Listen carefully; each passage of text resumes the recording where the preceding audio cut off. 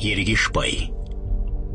Ауыл клубында 1945 жылғы Ұлы Отан соғысындағы жеңістің 75 жылдығына арналған іс-шара ұйымдастырылып, 95 жастағы қарт жауынгермен кездесу өтіп жатыр. Халық залға лық толыпты. Арасында мектеп оқушыларының қарасы мол. Соғыс ардагері 100-ге жақындап қалса да әлі тың, ширақ. Жүрісі, қимыл қозғалысы сәл саябырсығанымен, ойлау қабілетіне, сөз саптасына селкеу түспепті. Баяғы әскери тәртіптің қатаң қағидалары арада қанша жыл өтсе де ескіре қоймағандай. Қысқа сөйлеп сұрақтарға нық жауап беріп отыр. Бір уақытта көпшіліктің орта тұсынан бір қара торы қыз қол көтеріп рұқсат берілгесін, «Ата, айтыңызшы, осы соғыста қанша немісті өлтірдіңіз?» деп оқыстан қойып қалды. Мұндай сауалды беруге болмайтын еді ғой дегендей, оң қапталда шоғырланып тұрған мұғалім апайлардың бірі «Дұрыс істемедің» дегендей бас шайқады.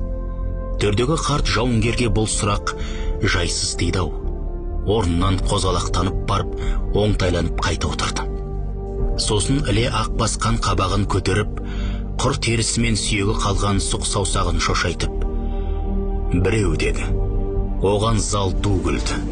Сосын сөзін нығырлап, «Сол бәтшағарлардың санын кім санапты? 10 ба, 20 ма? Менің білетінім бірақ неміс», деп алғашқы сөзіне қосып қойды және. Жұрт қол шапалақтап жіберді. Жан жағына қарап мәз боп жатқандар қаншама. У-ду аяқтала бере қарт. «Ол менің бауырым еді» деп қалттағы. У-шу сапта тиылды. Ел құлағына сенбей сілтідей тынды.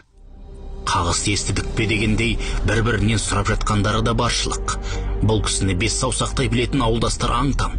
Ақсақал алжиын деді ме? Осылай ой түйгендердің күбір-сыбыры үдеп кетті. «Айналайындар», деді осыны қандай қария түрегеліп. «Не айтпақтарыңды түсініп тұрым. Оның да себебі болды шырақтарым. Қазір аяқпен емес, ауызбен жүретін заман. Дәріптеудің орнына даттауға әуеспіз. Жала жабуға құмармыз. Бір жағы соның жаманатынан қаштым. Екінші анамды ойладым. Білгенін қаламадым. Өмір бақи мойнына қасірет жүктегім келмеді. Талай рет айтқым келген. Шемен боп қатқан шерімді талай рет тарқатқым келген. Әйтсе де айта алмағам. Талай рет айдалаға барып зар еңгіреп жылағаным, айғайлап зарлағаным болмаса. Кәрі қойдың жасындай күнім қалған шығар. Бұл әңгімен енді өзіммен ала кеткім келмейді.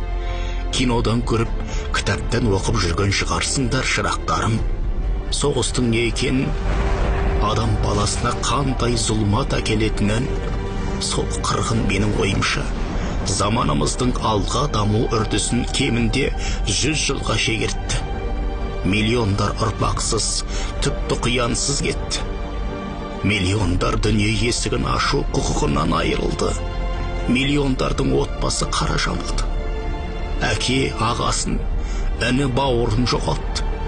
Миллиондардың тау-тау қарғысын арқалаған сол соғыс, мұна менің де бір күн есімнен шыққан емес.